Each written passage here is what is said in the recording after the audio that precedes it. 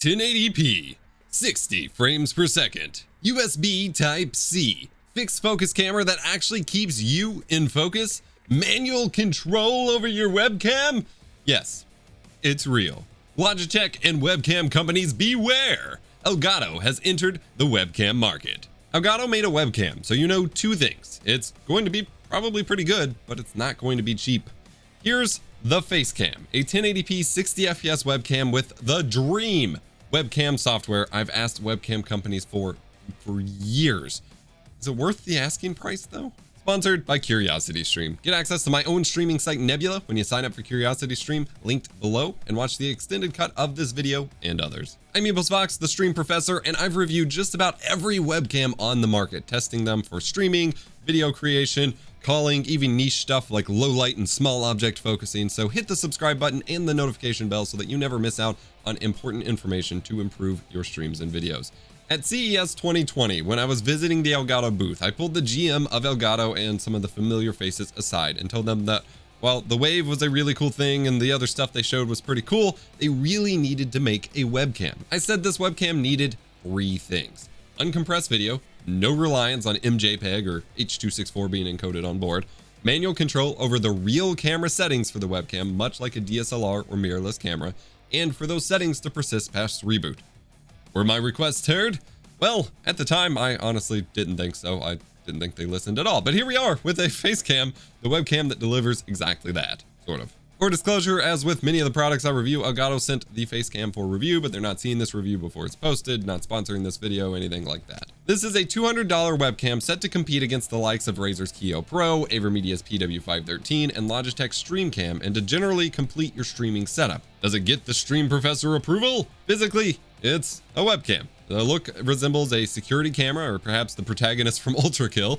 The Facecam comes with a surprisingly robust monitor mount. However, of the four webcams that I am comparing it to in the $200 price range, the Keo Pro, StreamCam, and AverMedia PW513, the Facecam is the only one that can't actually fit around my thicker monitor base at the top. It can do it on the edges, but not the middle where it's thickest, which is really weird. I guess it's just designed for only really thin monitors. But the monitor mount can be removed, revealing a 1/4-20 tap, giving you the freedom to mount it any way you want. Tripods, friction arms, Elgato's own multi-mount, or perhaps their new Wave mic arms to get a super specific angle. The possibilities are endless.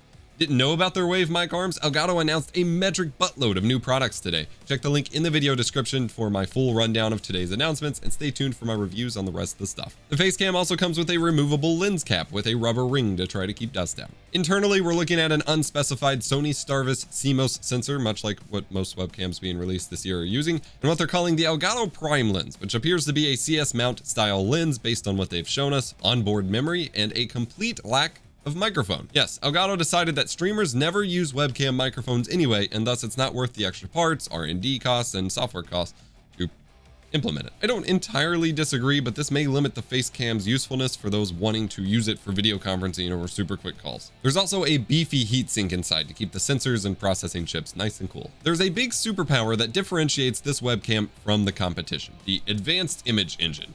This processor provides average and center-weighted exposure metering for some of the best auto exposure I've ever seen in a webcam, manual settings, demosaicing, color correction, impressive auto white balancing, lens distortion correction, etc. The Elgato Prime lens itself is an equivalent focal length of 24mm, the same that I have mounted on my Sony A7C A-Cam. It's the perfect focal length for a webcam, IMO. It has an aperture of f2.4, and this provides a nice wide maximum field of view of 82 degrees, but without any distortion. You may remember from my Razer Keo Pro review that the widest field of view has some serious fisheye effect going on, distorting walls, doors, and other straight lines in the background. But this is not the case here. Between the lens selection and onboard lens correction processing, you have a wonderfully linear presentation here with minimal distortion. There is one sacrifice with the lens setup, or a boon depending on your preferences. This is a fixed focus camera. That means there is no autofocus. The focus is locked in one position. However, the focus distance is tuned to be more optimized for sitting close to the camera. This means that from 12 inches off the lens to about 47 inches, or about 4 feet, you should appear in focus. This is a big deal, as many have complained with the AverMedia PW513 or other fixed focus cameras that we've looked at that the focus distance is a little too far out, so sitting close to the camera makes you appear out of focus. The video is transmitted in uncompressed UIVY, by the way, meaning it has no compression artifacts, is low latency, and uses minimal CPU resources to decode. Heck yeah. My favorite superpower of this camera is something that I've made multiple videos asking Logitech and other webcam manufacturers to act on over the years: the Camera Hub software. Camera Hub is your, well, hub for for managing all of the camera settings. And I'm not talking about the generic UVC controls for gain, exposure, things that don't get you the results you want. I'm talking shutter speed, ISO, white balance measured in color temperature, real settings. You can manage multiple face cams, adjust zoom or field of view, tweak contrast, saturation, and sharpness, sure. But the neat trick is in the exposure settings. No more are you just blindly adjusting exposure, brightness, or gain sliders, but instead they've set up a proper shutter speed and ISO section, at least in manual mode. If you use auto exposure, you can choose to either base it on the average of the whole frame or center weighted for it to measure based on the assumed subject in the middle of the frame. And then you can tweak exposure compensation a bit more from there. Even under my bright aperture key lights, I found the auto exposure to work incredibly well, much better than most webcams I've used, and which typically make me look like I'm lit by the sun, which we'll see in our comparison in a little bit. I do recommend setting it to manual exposure for streaming, however, as being able to manually set the shutter speed to 1/125th of a second for 60 FPS means you get smooth, proper 60 FPS motion without ghosting, too much motion blur, or duplicated frames as many webcams produce. I'll have a deeper dive into real versus faux 60 FPS webcams coming soon, so get subscribed for that. Keep in mind that, like a real camera, bumping up the shutter speed may expose some of your LED lights as flickering or refreshing on camera. This is a huge problem for some keyboards, Philips Hue lights, or generic LED strips, and why it's so important to buy flicker-free lights for production. White balance is the only slight disappointment at the moment. You get a nice color temperature slider, which is great, and auto white balance performs nicely, but there's still no tint. As a quick breakdown, white balance is generally controlled by two settings: temperature and tint. Temperature is the color temperature, measured in kelvins, of your light source on a spectrum of daylight to tungsten, effectively blue to yellow. Tint accounts for, well, color tinting or color cast from your light source or diffusers or whatever. For example, CFL bulbs using cheap softbox light kits like this one cast a bit of a green tint. This is measured on a spectrum of green to red or magenta. The lack of tint control is why many webcams, especially from Logitech, can sometimes hit a correct looking skin tone in auto white balance, but can never get quite there with manual adjustment. I'm told by Elgato that tint controls are not likely to be added to Camera Hub, but they are working on a request of mine, which is allowing you to set a custom auto white balance with a gray card. This takes a measurement of the light based on a card like this, or a white piece of paper can kind of work, though it'll have its own influence and tints going on, to find the correct white balance automatically, but then lock it into place so it's not constantly adjusting it as you stream, which is what a lot of webcams do. This is the recommended way to set white balance in most real cameras and the way to compensate for slight inaccuracies in color temperatures produced by individual lights, as most lights don't actually output the color temperature they're set to. The real kicker? Not kicker light. All of these settings can be saved to the camera's onboard flash memory, meaning not only settings save persisting past reboots, but they even save if you move the camera to another computer entirely. You can just... This is clutch and needs to become the de facto standard for streamer targeted webcams moving forward. It's not the first time we've seen it, but it's still not a common feature, so it better not be the last. One feature that's sorely missing here is multi-app. They got it working with their capture cards, but with Facecam, you can only have the camera accessed in one program at a time, which includes Camera Hub's preview, so you still have to use Virtual Cam to split it out elsewhere. Camera Hub also connects to the Stream Deck for neat effects. I demo this in the extended cut of this video, available on my own streaming site I've built with my creator friends. My videos are higher quality there, ad-free, and often extended from the YouTube versions, like this one. The site is called Nebula, and we've partnered with CuriosityStream. Nebula features YouTube's top education creators such as MKBHD, Low Spec Gamer, and Renee Ritchie. CuriosityStream saw what we were doing for educational content and wanted to form an educational power team. We've worked out a deal where if you sign up with the link below, you not only get access to CuriosityStream and their library of thousands of educational content and documentaries, but you get access to Nebula for free as well for the entire duration of your subscription to CuriosityStream. For a limited time, CuriosityStream is running a 26% off sale off of their annual plan, making it less than $15 per year for both CuriosityStream and Nebula. While you're there, check out Super Intelligence Beyond Human, a documentary posing the questions about how AI might help us, why we might fear it, and to what extent its cleverness is actually useful. Head to curiositystream.com/epos for the best deal in streaming and get access to both sites for under $15 per year. It's crazy. Just do it.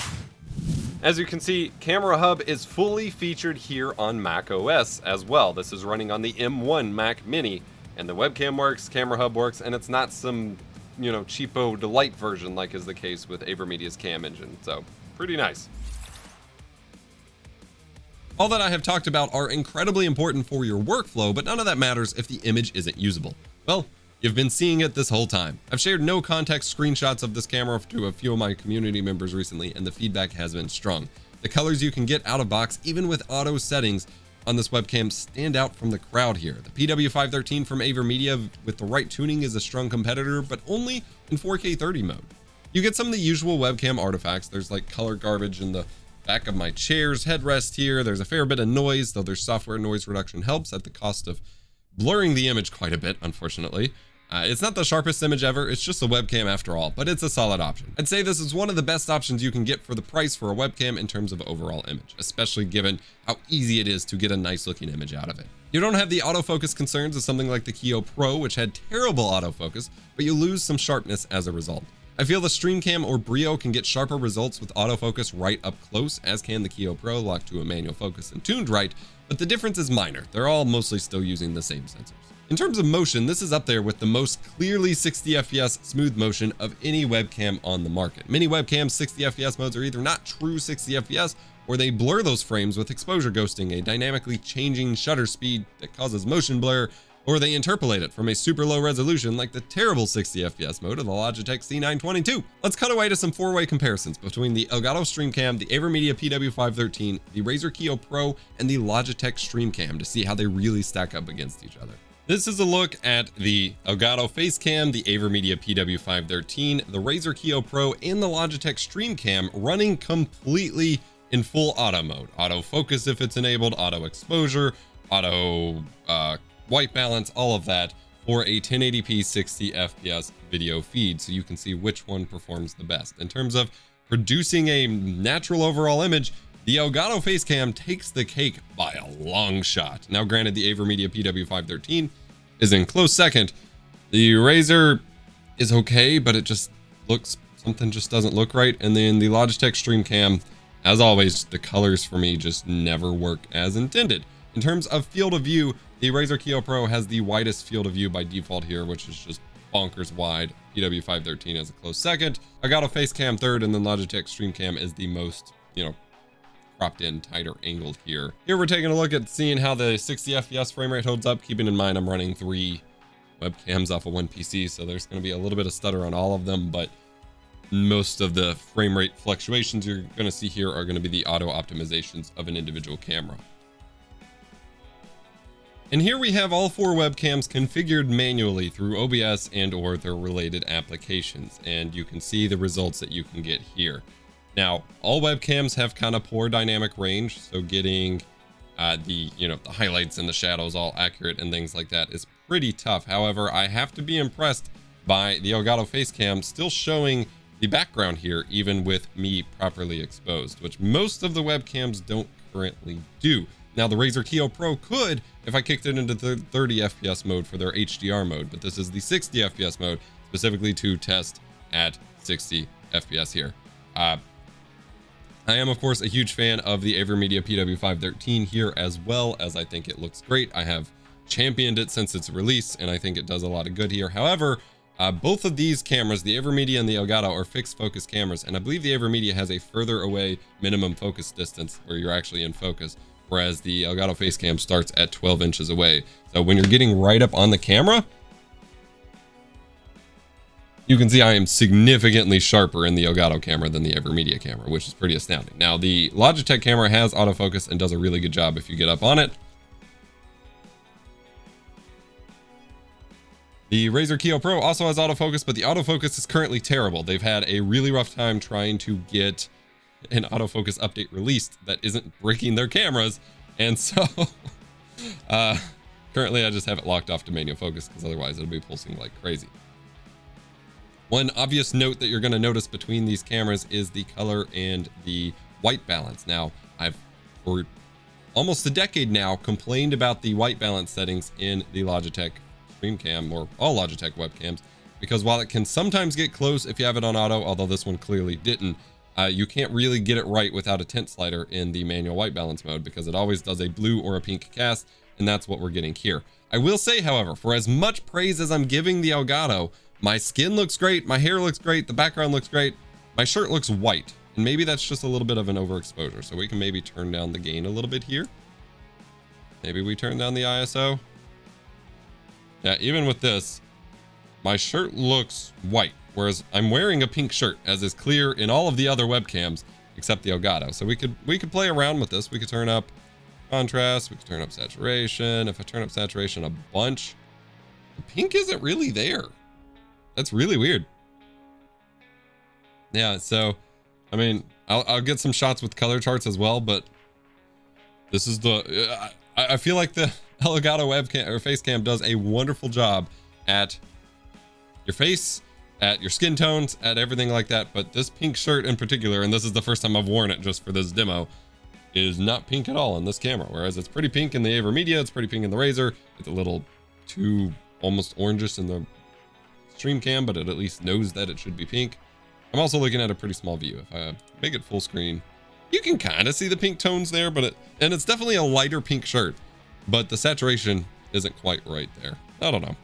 There's definitely more of like a brownish kind of undertone to the footage from the Elgato Facecam that I get with it, with the default like controls that you can do with it compared to the other cameras, which have a little bit more of that reddish, pinkish, magenta-ish skin tone going on. You can definitely see though, as I'm going through these, the Elgato Facecam gets significantly sharper when you're up this close compared to the AverMedia webcam. So something to consider here. So here's a color chart with the 4 cameras. I'm having trouble, like the Elgato Facecam performs the best in terms of the auto white balance and in terms of getting like really close, but there's this weird mix up with like brown versus red that I'm just not content with that I can get out of it. But compared to the rest of these, like, it's still great. It's just not what I necessarily want. The PW513 froze on an interesting frame there. Okay, there's one big issue I keep running into with the Elgato Facecam that I haven't found a fix for, but at the time of recording, I'm still working with Elgato, sending samples, trying to make it work. And this is obviously very dramatic lighting and not necessarily what I'd recommend for a webcam, but it helps accentuate the problem in that there appears to be a fairly big flicker issue with this camera's sensor. I have been trying it out in any number of scenarios, and I've reached the point where I've turned off literally every other light in my studio that I could, other than my main key light, which is an aperture 200x, which is flicker free. It's built for film sets and things like that. And on certain highlights and things like that in the Elgato Facecam, you get flickering. Now, every camera of these has noise, although the Razer Kiyo Pro performs the best in that regard. But the entire like highlight is flickering. It's not just noise throughout. It's like the entire highlight is flickering. This happens on auto mode, although it's more obvious due to everything being brighter on auto mode. This is on manual mode, and it's still happening. And I have tons of sample clips that I recorded for Elgato. It's especially noticeable when you do have background light elements, because those highlights end up being what flickers. And I find it insanely, distracting. Not everybody may notice it. You'll probably see a lot of reviews go up today where it's not even mentioned at all, but you can probably still spot it in their videos if it's encoded properly.